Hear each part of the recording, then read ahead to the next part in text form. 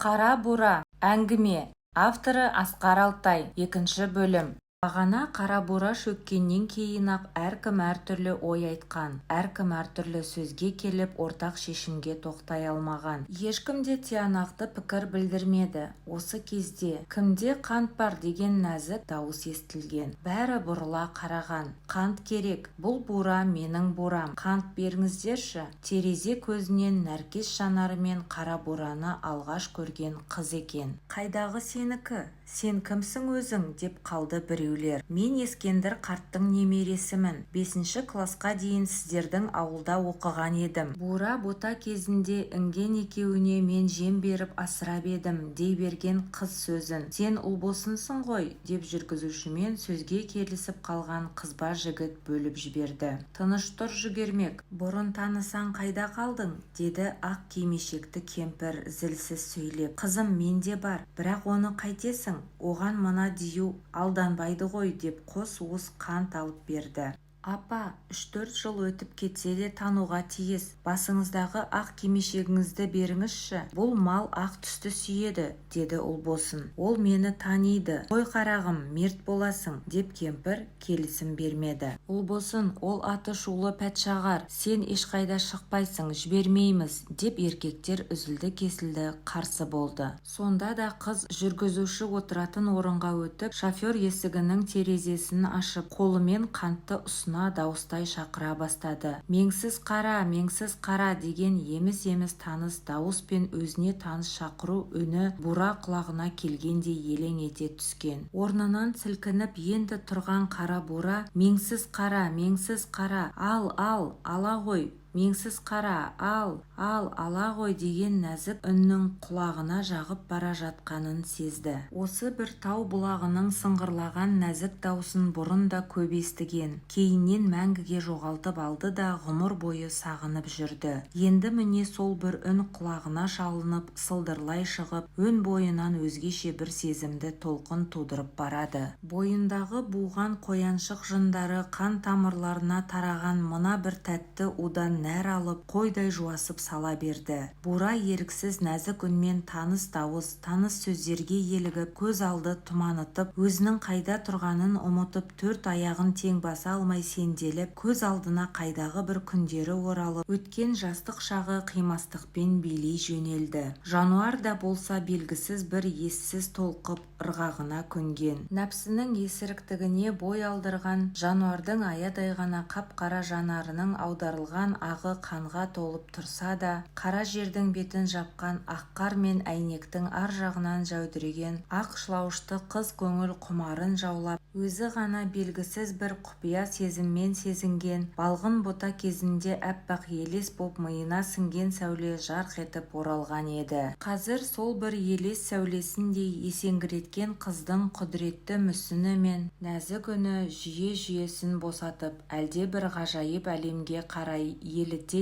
ертіп, ақ көйлекті қыз артынан қалмай ере беретін бота шағы бойын билеп, өз тұңғиығына тартып ала жөнелген. Қара бура бәріне де көнуге даяр, көнгенде. Ұлбосынның созған алақанына мойнын иген бура танауынан буы бұрқырай жұп-жұмсақ ернін тигізе бір тал кесек қантты ептілікпен іліп алды. Қолы бураның бұрқыраған буы мен ақ көбігіне көміліп, жынға жеңі былғанса да жиіркенген жоқ. Таниды деген сезікті сеніммен ұсынған қолын қыз қобалжыса да жүрек тоқтатып, өзін сабырмен салқын ұстап, еріксіз созғанды. Ал өзгелер бураның буы бұрқыраған тұмсығына қыз қолын тигізген мезетте бәрі де бітті. Сорлы қызды қулықпен тұрған хайуан қолынан шайнай тістеп, автобустың есік терезесін сындыра іштен жұлып алады деп күткен. Кейбіреусі үрейден көздері атыздай болып, кейбіреусі сұмдық сорақы көріністен жүректері тоқтап қалғандай толқып, көздерін тас жұмып, әйтеуір адам айтқысыз күйді бәрі де бастан кешкен. Қыз жаңа ғана шабынған қара дүлейге қолымен қант беріп, 2 уыстай қантты жолдың сол жақ қапталына, тас жолдың арғы бетіне қарай көрсете шашып жіберді. Қара бураның көзі қарауытып, тіліне тәтті дәм үйіріліп, солай қарай баяу қозғалды.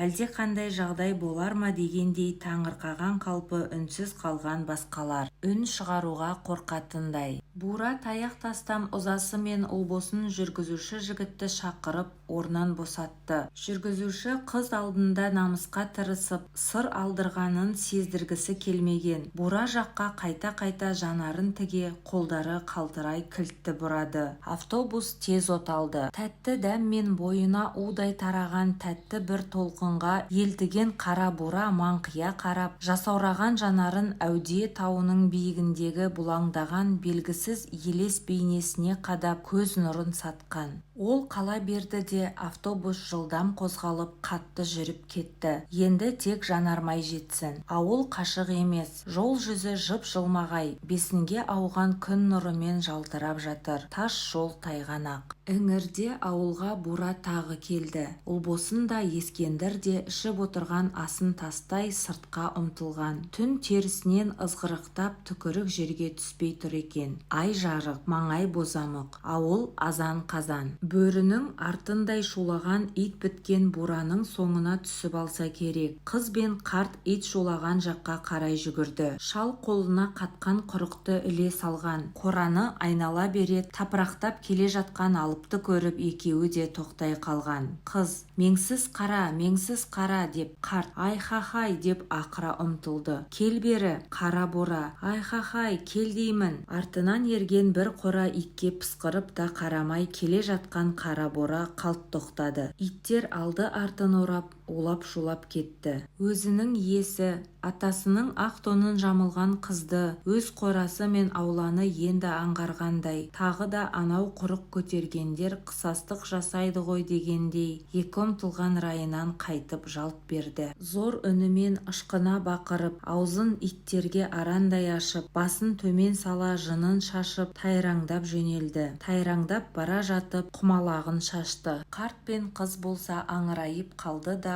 үн-түнсіз жылы үйге енді. Екеуінің ойында қайрылта алмаған өкініш сезімі мен ауылдағылардың бура туралы ескере айтқан қаупі бас көтерген. Бірақ өзара тіс жарған жоқ. Бура бұрылмай кетті. Бұрқылдаған қара бура қаңтарда қайрылмастай қатуланар, ақпанда айықпастай ашуланар, дүлей сезіммен айдалаға тартты. Ашқұрсақтау жануар табанына тоң қатқалы құсалықпен қатайып, томырықтанып алған. Ішкі жан дүниесі алақұйын сезім құшағына сұғанақтана еніп, елсіз күнсіз жапанда жалғыздықты жолдас қылып, көлеңке қуып, бір жолата қатыгезденіп кетті. Көзге іліккен, табанға түскен атаулы аяу күтпес. Табанымен тартып, кеудесімен басып, ежігейдей езіп тастайтыны кәміл. Айдалада азан-қазан боздап алып сау желеді жануар. Жылдар бойы ішіне сыймай еркін әлемге аяғы жетпей,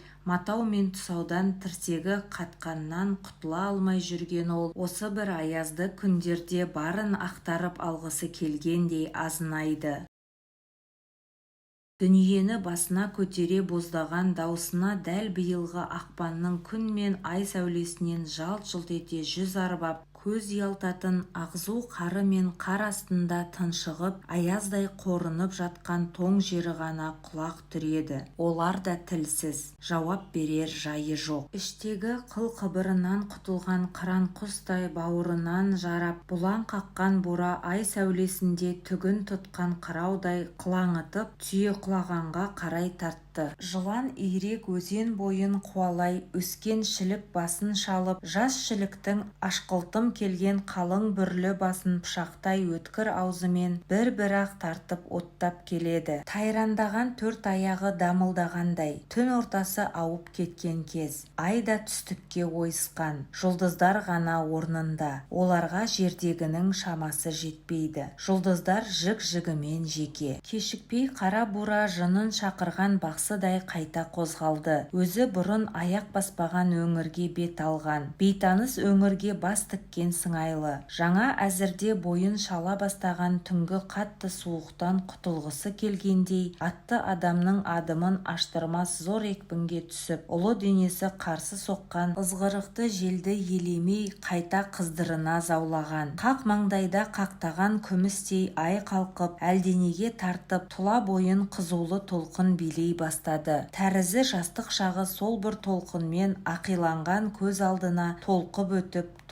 өтіп оралған. Іңірде қарсы жолыққан ақшыл елес қазір де пайда болған-ды. Қасында құрықты иесі бар. Бірақ құрықты иесі тез ғайып болды да қарсы алдында жарқыраған ай астында ақшыл елес көлбең қағады. Ай мен ақ қардың арасын жалғастырған ақшыл елес. Сұңғақ бойлы, сымбатты, қалыптан шыққандай сұлу сұлба аспаннан жерге құйылған ай сәулесінде ағараңдап кетпей қойды. Ай сәулесіне шомылған сайын айқындалған. Әрі-беріден соң қара бураның алапат жүрісі баяулап бір қалыпты арнаға түсті. Ақшыл сұлба ақ көйлекті қызға айналған. Бұл аяғын апыл-тапыл басқан бота екен. Әлгі қыз жұп-жұмсақ алақандарымен мұның биязы барқыттай ерніне әлдебір тәттіні тигізіп, аузына тоғытып, ернін сипалайды. Нәзік саусақтарымен тақыр жүнін тарап, жіп-жіңішке мойнына оралады. Әукесінен кіп-кішкентай алақандарымен қасиды. Тағы тәтті береді. Сәлден кейін бұл енесінің бауырына барып сүліктей қадалады. Жаңа ғана тәтті дәмін татқан таңдайына қышқылтым қою сүт құйылады. Оның жөні бөлек, бірақ кейде оны көп жұтып қойса көкірегі кілкіп шыға келеді. Сосын ештеңеге зауқы соқпай сандалып қалатыны тағы бар. Масаң күй буынын алады. Содан сақтанады бұл. Мезгіл-мезгіл ене бауырына оралатыны да сол себепті. Құла түзде қоңырлатып келе жатқан ойсыл қара тұқымы үзік-үзік өмір бедерін бағамдаған. Өткендегі қантпен алдап кеткен жанды қазір сол бір кішкене қызға балап, ал іңірде жолыққанды да санасыз сезіммен шамалап келе жатты. Ол ұзақ жүрген. Ай аунап жамбасқа іліккен. Шығыс қызғылт шуаққа шомыла бастады. Әп сәтте таулардың қарлы шыңдары қызылға малып алғандай арайлана қалған. Енді қара бура да тауға қарай қиғаштай салды. Қызғылт түсті көріп, бойындағы ыстық қаны көтеріліп, құлазып жатқан өлкеде құлдыраңдап аға жөнелді. Нәпсі сезімі билеп келе жатқан бейшара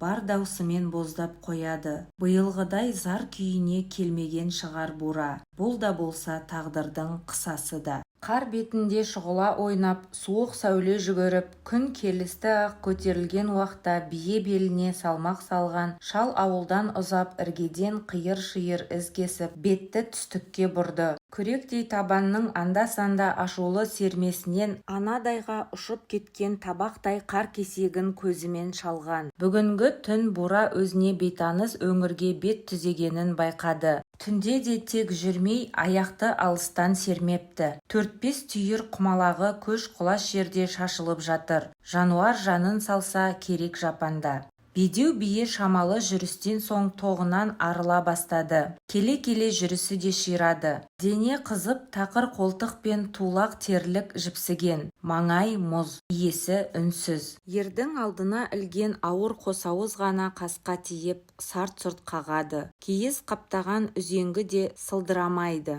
Тыныштықтың қатты шамына тиіп келе жатқан мылтық қана. Үңірейген қос оқпаны болмаса ол да жалғыз. Ол да үнсіз төрде ілулі тұрғалы қашан. Бүгін аяқ астынан өзегіне оқ жүгіріп қолға алынған еді. Шалдың ештеңемен шаруасы жоқтай. Тұнжыраған жүзі қап-қара болып күлбеттеніп алған. Салбыраған оң қолымен жез таңдай қамшысының ұшын ғана батырады. Бие бейшара түлкі шоқырақпен келеді. Одан өзі де танар емес. Қара құлақшынын милықтата киген шал да маңайға көз салар емес. Бұта басында бүріскен суық торғайдай мойнын ішіне тығып алған. Биенің басынан көз айырар түрі жоқ. Әлде суықтан қорғанған, әлде көзге шағылған қардан жасқанған түсініксіз. Төменкі, ауа таза, маңай мөлдір, онымен де ісі жоқ. Санасы сайда, ойы ойда дейтін. Өзімшіл ой меңдеген. Әрі-беріден кейін түйеқұлағанның төменгі сағасындағы бура басын шалған шілікті сайға ілікті.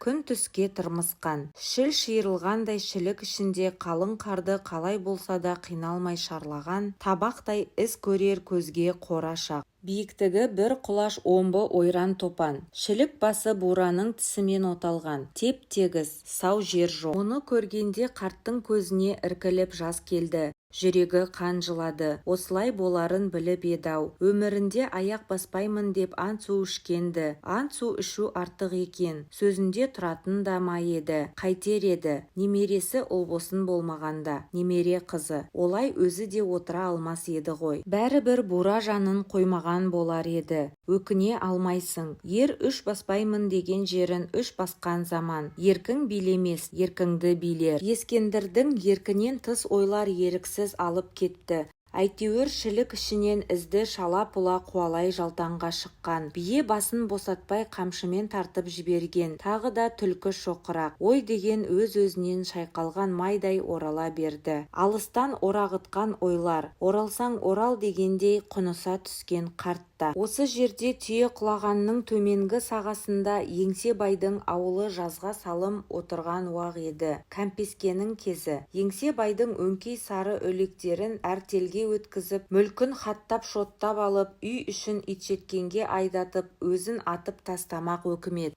Үкімет Есекең, Ескендір. Ескендір жолдас, бұл бүкпесіз шындық. Оның айтқаны айтқан, ар жағы ашық. Мүлкінен бір қабатын ғана алдырып, екі әйел оннан астам ел ішіне апа, аға, іні қарындас болып қалған. Бала шағалары бар шар-шаңырақ 4 арбамен енді жолға шығамыз деген сәтте 17-дегі ерке Ақнар Ескендірдің хром етікті аяғына жығылды. Жұрт сілтідей тынған. Сыбыс та сыбдыр да жоқ. Кенет Ақнардың құлын даусы. Ағатай, құлың боп өтейін. Кәрі әкемді атқызбашы. Тек жазығы жоқ қой, жазығы. Қытайға өтем деген емес. Ол өз жерін тастамайтын адам. Мынау жұрттан сұрашы деп шырқырады. Тастамайды ол. Ағаларым-ау деп арба үстіндегілерге көз тастаған. Ағалары намыстан жерге кірердей оқты көздерін бір-бір атып теріс бұрылып кетті. Әлде намыс, әлде жеркеніс. Бірдеме айтсаңдаршы, ағатайларым. О дүние-ай, еш жазығы жоқ еді ғой, жазығы. Даусын соза түсті қыз. Қарақат көздері жәудіреп, Ескендір ағатай, мен сенің қатының болайын. Әлі әйелің жоқ қой. Екі дүниеде разымын. Тек әкемді атқызбашы, әкемді, деді қатқыл дауыспен ешкім күтпеген сөз айтып. Арба жанындағы Ақнардың ағалары іштен тынып, бет-әлпеттері өрт сөндіргендей түтеп кетті. Көздерімен жер шұқып, бастарын төмен иген. Өз ойлары мен өз бойларын билеген сезіммен іштей арпалыса үнсіз қалды. Кенет арба қасында қолы байлаулы тұрған әкесі шөке түсіп отырып қалды. Әке, не болды сізге? Деп 5 ұлы жиналысып кетті де, кішкентайлар шу ете қалысып, өлгенде сүйегіміз Тәңірінікі,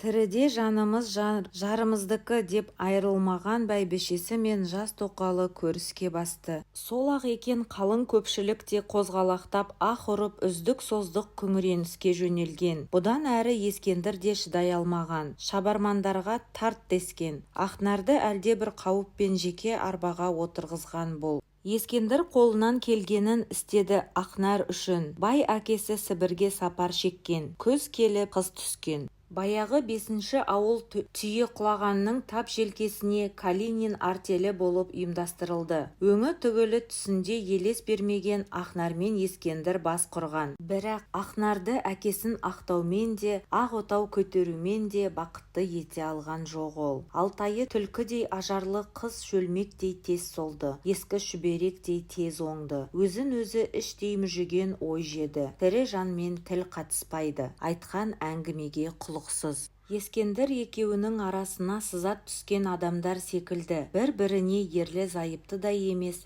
салқын. Әңгімелері де жараспайды. Біріне бірі қарамайды. Суық. Кейінгі кезде ләм-мим деуді де көпсініскен. Алғаш қосақталған күндердің өзінде артелдің қарбалас қамынан қолы тимей, күндіз үйге басын әрең сұғатын Ескендір келе-келе зорласаң да келмейтін болды. Түнде ғана төсекте табысатын. Бірақ Ақнар түрпідей жиырылып, тұла бойы жылы қоржын тамның ішінде қарадай қалтырап, тітіреп тоңып қарсы алатын. Осы күй күннен күнге күшейе түскен. Ыстық сезім салқын тартып, жат бір жайды жақын тұтқан. Ер адамдағы тән қызуын жылусыз, жалынсыз әйел затының жан азабы басып, екеуара егес сезім билегендей болып, ақыры бар азаптан арылғысы келгендей теріс қарап алысушы еді. Соңғы күндері суық сезім мұз боп қатқандай, екеуі де екі жерде жататын жайға жеткен. Ақнар қол-аяғын бауырына жинап ағаш төсектің үстінде,